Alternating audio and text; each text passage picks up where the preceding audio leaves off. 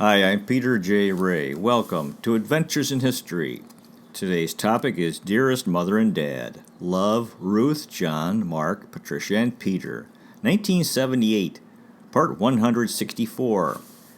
This is based on letters from the original publication, Small Shaw Family Memories Collection, or SFMC number 79, published on May 19, 2002.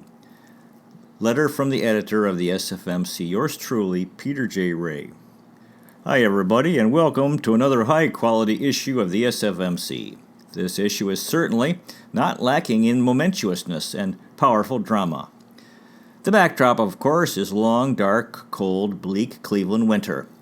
Everyone is yearning for spring, but for the Rays, there's Cistern Key in the Bahamas to take a bite out of winter. Peter's in his final year of high school, mailing out college applications, trying to decide where to attend.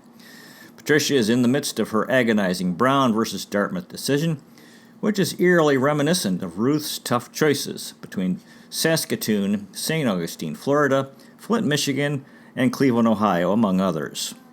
Mark had his nose to the grindstone in postgraduate work in religion in Boston. John's legal career continued to flourish. Ruth was busy with a myriad of activities involving art, community service, and hostessing dinner parties. Her dad was having health problems. He had had a stroke, and he and her dear mother were enduring the even more rugged Regina, Saskatchewan winter. 24 years later, life moves on. Philippine summer continues, and it has been hot. As I tape this, my shirt is well saturated with sweat. It is 11:45 a.m., and we are gearing up for another exciting afternoon of Roosevelt Park, Green Hills West, San Juan Little League Baseball. We're now playing regular games, and I serve as umpire, manager, statistician. So far, Sam De La Pena and Billy Kopelman are the best players, so they continue to be team captains and pick players. They also choose team names for each game, which changes from day to day. Yesterday was a real thriller as the Mets pulled out a thriller by scoring 6 runs in the bottom of the 5th and final inning to nip the Red Sox by a score of 10-9. With the score tied 9-9 and bases loaded, Bonjour Reyes hit a ball back to the mound, which Sam fielded cleanly. Sam came in to tag Cholo Dominguez, the runner, trying to score from third. Sam applied the tag in the vicinity of home plate, but the ball popped loose as Cholo fell to the ground. Sam went to get the ball, but Cholo scrambled to his feet and scored just before Sam applied the tag again. Mets players enjoyed the thrill of victory, including Billy, Daffy Dominguez, Cholo, Kyle Ventosa, Medel San Pascual, Bonju, and Patricia Chua. The Red Sox players who endured the agony of defeat included Sam, Tim Ray, Alvin Trinidad, Aaron Trinidad, Jazzle Dominguez, and Dexter Toggle. And so it goes. The day before, the Giants knocked off the Dodgers 17-10, and in the previous game, the Cardinals won a classic contest against the Indians 10-9. Such is life over on this end. We are planning to see the movie Spider-Man this Saturday and Star Wars Episode 2 the next Saturday. Alice, Tim, Billy, and I went to Philippine Plaza on my birthday for swimming under the palm trees by Manila Bay. A fine time was had by all. I've also been distributing baseball cards to the players in the park, and the boys and girls have a grand time trading cards. Well, that's it, folks. May the best in every day be yours. Here's looking at you, Peter J. Ray. 21508 Avalon Drive, Rocky River, Ohio, 44116, January 20th, 1978. Dearest Mother and Dad, I thought you might like to see the brochure of Innsbruck, where we're going in 2 weeks. What a blizzard we're having. They've closed all the state office buildings. New York Airport is closed, and Patty is going to be driving home through all this tomorrow. Mark drove back to Delaware through the last blizzard following Peter's Eagle Scout Award ceremony. The Ice Age cometh. We haven't heard from Mark since. However, a girl phoned long distance from Philadelphia trying to locate him. There are 5 huge iron ore boats frozen in Lake Erie off our shore. What a sight it is. At night they have on all their lights. Today the blizzard is so fierce we can't see them. Dick Stevens had a cataract operation on his eye, so John drives him and Isabel to work every day in their big black Lincoln Continental. We have it sitting in our driveway. John is their chauffeur. Saturday, tomorrow at 11 o'clock a.m. is the ordination of our curate, and Peter wants us to go. He's changing his clothes from basketball, 10 to 11 a.m., in the car on the way there. He's trying to keep us in the church. He's going to work on his God and Country award in Boy Scouts now. He's much more like John and Pam than Mark and Patty. He's not quite as creative or fluent in writing, but much more determined and hard-working, which I'm convinced now is even more important. As John says, it's not what you've got, but what you do with it. I'm so glad that Dad can read a little now. TV helps too. Peter was watching All in the Family Sunday night when we phoned you. In the newspaper it said that the case they'd asked John to take on the Mafia was the most significant breakthrough they've had in the country. It looks like Canada out. So many feet of snow. We hope you're both okay. God bless. Love, Ruth. 21508 Avalon Drive, Rocky River, Ohio, 44116. Tuesday, January 17th, 1978. Dearest Mother and Dad, it was so very good to talk to you both Sunday night. You both sound much better each time. I had thought of coming this week and had called about reservations. Patty will be coming home on Saturday the 21st, and we leave for Florida in 2 weeks on February 5th. The convention will be over February 12th, however. Since we'll be in Florida, I thought it would be nice to go on down to Sister and Key for a few days. So I'm going to call the travel agent about that today. John doesn't like to leave Peter for that long, though. We can phone him from Florida, but not from Sister and Key. We'd be home February 19th, and I could come to Regina then, if you'd like, as Bud suggested, while he's still in Hawaii. We've had a reprieve, you know. I'm sure Dad must feel that he has, and you too, to still have Dad, and I feel I have too, to come home and see you both. We are going to Sun Valley, Idaho, the end of July, so could come to Regina the first part of August. However, I can come sooner also. Air Canada really has a monopoly. It is more to fly to Regina, $285, than to Nassau, Bahamas, $238, or California, $220 round trip. Northwest Orient flies to Winnipeg for $218 round trip, but it's $108 more Air Canada. Get Winnipeg to Regina, return, total $326. Patty can get student standby in Toronto for $221, and you as a senior citizen can go for $227 to Cleveland, Regina round trip.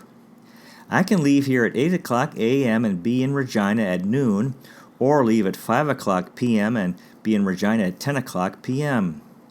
Peter and John seem to think I should come. You know how guilty I would feel if something happened to either one of you and I hadn't used my reprieve. Of course, I'd like to be of some use. Patty is a better cook, so she would be more useful. Patty phoned home about 5 times last week. We talked for an hour once. What a phone bill we'll get.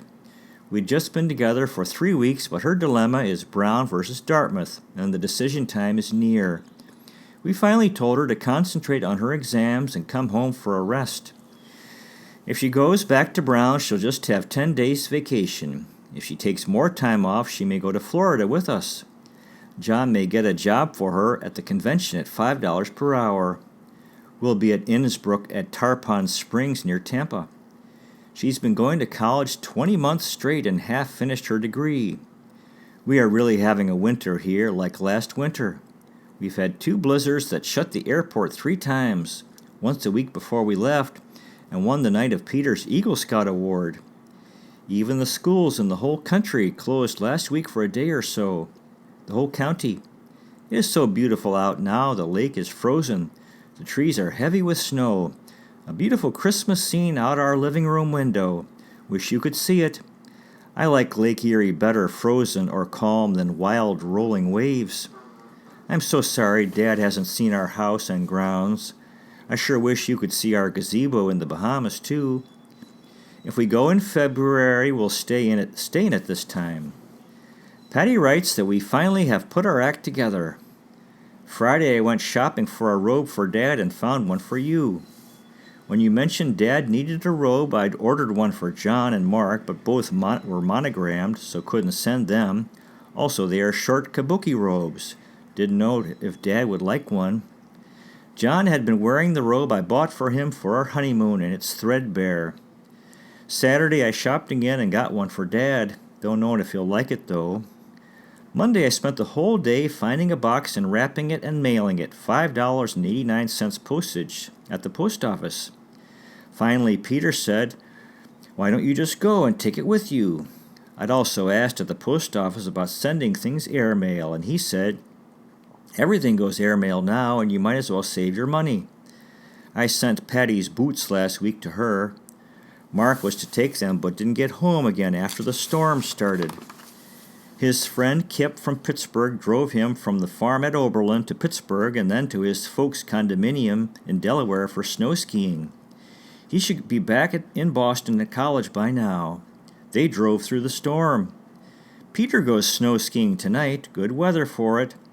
He's treasurer of the National Honor Society, and they decided to raffle a color TV. He's against raffles, so he has to handle the money for it. So I'll buy some tickets and a couple for you both. He has to sell $25 worth. Yesterday I decided to paint something for you and Bud. Not good enough, but I'll try again. I always think about Doris now, too. I certainly appreciate all that Bud's doing for you. He sent a lovely photo of his family. I also sent invitations, napkins, plates, and cups for Jessica's second birthday. The doll at Christmas was the same as last year's. I had a dress, but I'm afraid it's too small. Daphne's dad is such a fine man. Our superintendent of schools and his wife came to Peter's Eagle Scout Awards ceremony, and she had a luncheon for our Haynes Bible study group last week. I took her an arrangement of daisies. I'm sorry my last letter was so hard to read. Our heating bill went from $40 in November to $140 in December. We were away 3 weeks and the heat was turned down, but the windows in the beach house were broken, so we were heating Lake Erie. Yesterday he said it will be $150 for this month. Are you sure you were here for Mark's Eagle Scout Award? It was April 5th, 1970, the year you went to England. We went to Elsie's 80th birthday party July 11th, and Dad came here July 14th to July 20th. He left at 1:10 Monday, July 20th, 1970. I have no record in my yearbook of you coming in 1970. Maybe you're thinking of something else you attended. There were about 100 people at Mark's Eagle Scout Award. John's folks were not here either. Bud came June 5th at 6:30 p.m. for the weekend. Pam's 16th birthday she spent in Mexico. However, they had a picnic in the park and a cake just before Bud left on the 7th at 7:25 p.m. You left here Sunday, April 20th, 1969, the year we went to the Bahamas. We came to Canada that August, 1969. I got Dad some pajamas, too. Hope they're the correct size. I put in a grapefruit and an orange, too. I will try to find something more for Jessica. God bless. Take care. Be careful. Snow shoveling is too tough for you. After last year and my eye problem, even I don't. What will we do when Peter leaves? I love you, Ruth. 21508 Avalon Drive, Rocky River, Ohio, 44116. February 1st, 1978. Dearest Mother and Dad, February 1st. Spring is just around the corner in March. I'm sorry I haven't written, but we've been snowed in and no mail delivery for several days. John was home for 4 days and Peter 5, and Patty has been home for a week. Patty has been sick and is sleeping most of the time. She wants to go back to Brown, but we want her to take time off and go with us to Florida and the Bahamas. She is so tired and had the flu, I expect.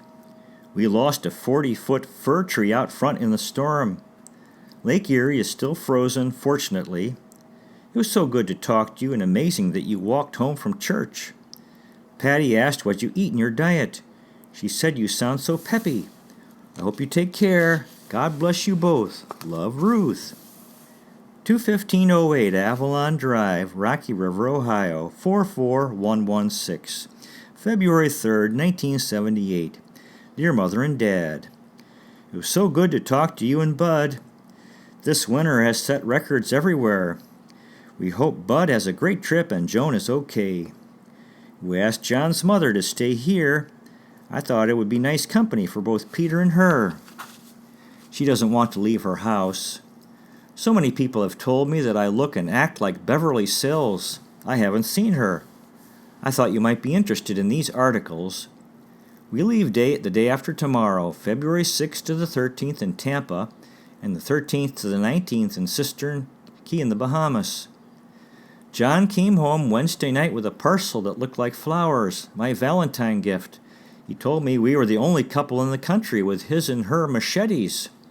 I told him to buy one here, and the hardware man thought we were out of our minds. He found it in the camp store. Someone stole ours in the Bahamas, and I like to cut paths. God bless. Love, Ruth. Innisbrook, Tarpon Springs, Florida, 33589, February 1978. Dearest Mother and Dad, how very sorry we were to hear about Daphne's pneumonia. We certainly hope that she's improving and take care of herself. She has such a big responsibility, too much. Patricia is with us down here and helped me pick out a card for Daphne. Take good care of yourself. You're something special. And also a walking doll, Valentine for Jessica. Should have got the second birthday card too at the same time. I'd planned to take things up and have her birthday party, then thought I'd mail a parcel for her. Now I guess, Patty suggested, send a check and she can get something she wants for herself or Jessica. Patty came home from college and she was sick for a week with the flu, so we took her to the doctor to test for mononucleosis, and then brought her down here. She's having a difficult time deciding between Dartmouth and Brown. Brown has started again, but there was such a big snowstorm up there that the Providence airport has been closed all week. She phoned her roommate, and classes were canceled all week too, so she still has to decide whether to go back tomorrow to Brown or go down to Cistern Key with us and go to Dartmouth around Easter. Patricia and I have even talked about staying in the Bahamas the next 6 weeks, but John doesn't like the idea of us staying there alone. Meanwhile, we've been having quite a time here. We're due at 2 cocktail parties in an hour and then the big ball. We've been having parties all week, so much good food in a lovely setting. I've just been swimming in the heated swimming pool for about 2 hours. John was golfing and is now in the swimming pool. We went to Tarpon Springs this morning, ate twice at a fantastic Greek restaurant, and went to Busch Gardens yesterday. Remember when you went with us? I'm wondering how Dad is progressing. I wonder if there's any chance that you and Dad could visit us in April or May, when it should be warmer in Cleveland than Saskatchewan. Bud phoned that Dad would like to visit Hawaii. I think we might get out there next January or February since the convention will be in Palm Springs and we could go out to Hawaii afterwards. Maybe Bud could plan his trip then and you and Dad could go too. Maybe all the kids could go too, and we'd have your anniversary out there, if all goes well.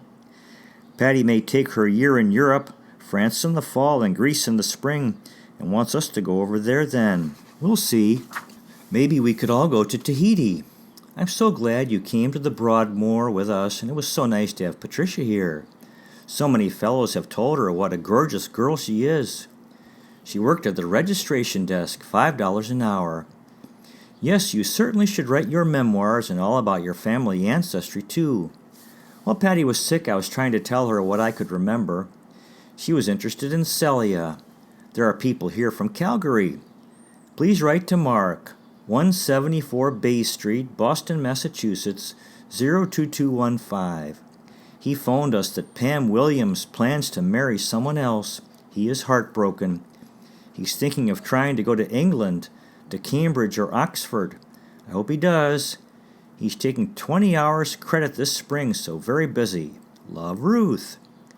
21508 Avalon Drive, Rocky River, Ohio, 44116. February 28th, 1978. March 1st. Dearest Mother and Dad, spring is just around the corner. I keep a yearbook, and in last year's book I made a notation about my daffodils. March 30th, 1977. Gorgeous day, hot, daffodils in full bloom. Now that's just a few weeks away. Then I had April 20th, 1977. The trees are in full bloom. Good time to be in the yard. That's just a few weeks later. Then I put May 1st, gorgeous day, so hang in there. Of course, it's easier for me to say after 2 trips to the Bahamas, and I hope another one. I'm sorry you felt neglected with everyone away. Poor Peter was alone for 2 weeks and sick when we arrived home. The night before we got home, Joe Novak's mother had him to dinner, and then he'd lifeguarded at the pool. Then he'd had a few friends down to the beach house to listen to records, and they'd all slept down there. It's beautiful, all frozen on the lake. This has been a terrible winter everywhere, even in Suffolk. It was cool in Florida, but John played golf every day, and we swam in the heated swimming pool. Our card to Peter from Innsbruck didn't arrive until after we got home, and we'd been in the Bahamas a week. Patty had the flu for a week when she first got home. Then when she went to Florida with us, the storm closed New York, Boston, and Providence airports. Providence was closed for a week, so she couldn't get back to Brown, so she went to the Bahamas with us. She's been unhappy about not going back to Brown. She starts at Dartmouth March 27th. Her friend Mary Faulkner is at Vanderbilt University and is a little sister to a fraternity. The fraternity has chartered an airplane for a week in Eleuthera, an island in the Bahamas just 30 miles from our island, and Mary has invited Patty to go with them. So Patty flies down Friday night. We are trying to make reservations to fly down with Peter and his friend Keith Euchre and meet her and go to our island until April. It should be spring then. John has 2 trials in there also. The father of the boys said the lawyer in the movies was miscast as Jimmy Stewart, that John should be in the movies as the lawyer. Patricia and I were down watching him in trial this morning. It was an eye-out case. 2 13-year-old boys made a blowgun that shot a nailed dart. Another boy shot it at a 10-year-old boy riding a bicycle, and it hit him in the eye. After 2 operations, he was blinded in one eye. The insurance company for the boy who shot the dart paid $55,000, and John is defending the boy who made the gun. Tonight, John found a girl witness who says that John's boy told the other boy not to shoot the dart gun at all. It's really very sad to see the boy there now with a false eye. However, the doctor's testimony said he should be wearing plastic glasses or goggles to protect his good eye, and he's not wearing glasses at all. I'm so glad Bud brings pineapple. I bought one before and after our trip. They're delicious. My trademark. Pineapple and shells. We had quite a time with no luggage and no clothes, no snorkel gear, no sleeping bags, and no bathing suits on Cistern Key. So we swam nude. I got sunburned on my stomach and slept in the canoe. All we had was bread and cornflakes that the caretaker brought us with fish. But I also had milk and eggs, so Patricia made us French toast with honey and coffee. You didn't mention if you gave Daphne the birthday napkins for Jessica. I sent her a small check also. Saturday, Eve Kirkle had a dinner party. Lovely. 1 couple, both doctors, another couple, a lawyer and a psychologist.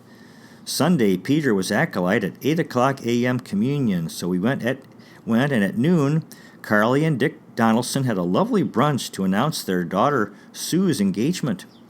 She's being married May 20th, and I said I'd have a shower probably in April.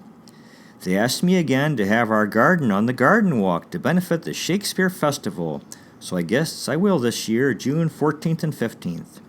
I wonder how the garden will look after this winter snow. We've lost 2 big trees. So I'll be busy on the shower and garden. I'm also doing the reception for Rick Donaldson's Eagle Scout Award, March 11th. They've also put me as decorations chairman for the big overnight party they have for the senior class in June.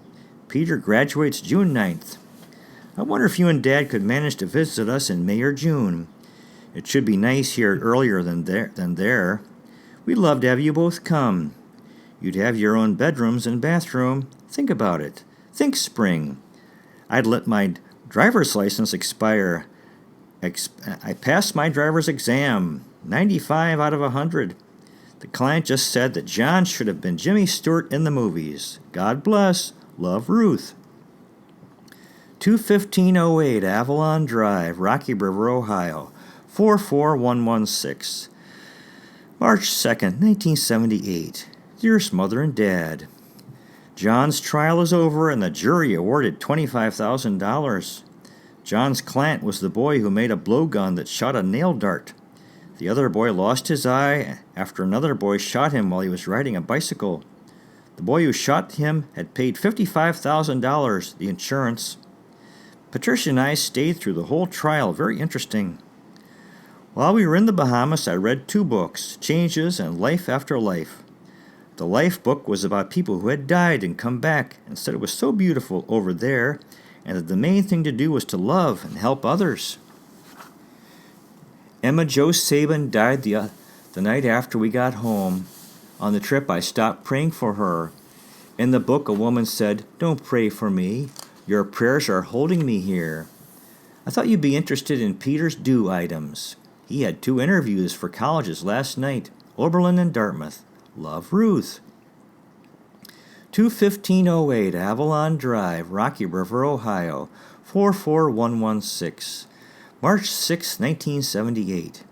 Dearest Mother and Dad, spring is just around the corner. I'm predicting daffodils in just a few weeks. Helen Lacey asked what was going to happen to all the snowdrifts. Yesterday we drove to Oberlin, picked up Helen, drove to Sandusky, picked up John's mother, and took them to the buffet at Sawmill Creek. Then took them for a drive to see the frozen lake and huge drifts out on the Chaussee by Cedar Point. Then took them both grocery shopping. Son, and both home. Took us about 8 hours, and we wish we could do the same thing for you.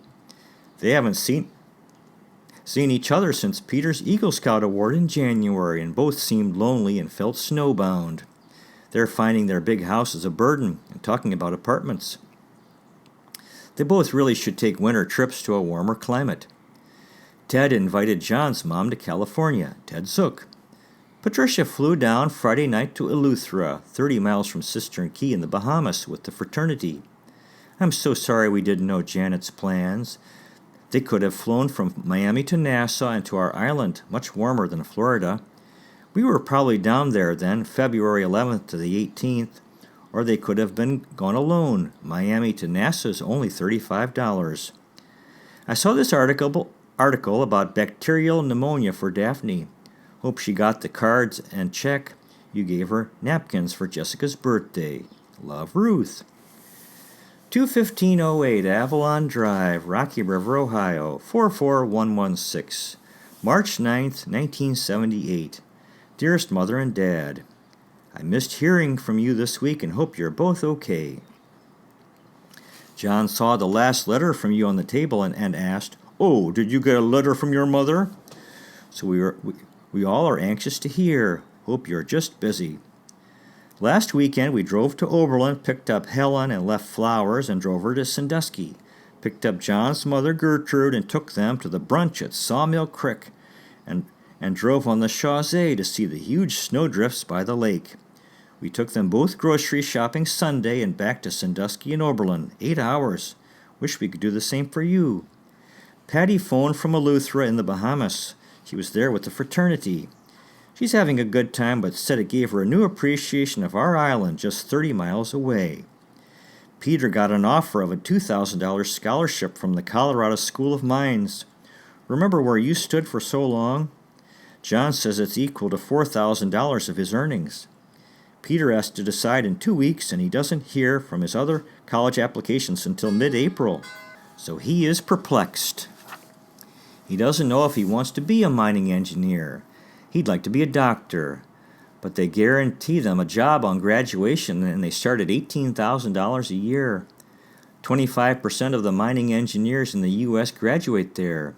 He likes the country of Colorado, decisions. I thought you liked this guidepost about Gene Stapleton, also page 22 by Catherine Marshall on the Bible's great promises.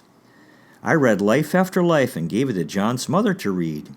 Helen wanted it next, so then I'll send it to you.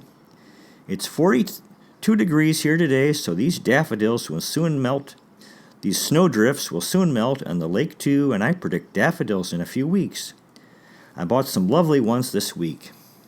I am in charge of refreshments Sunday for Rick's Eagle Scout Award ceremony.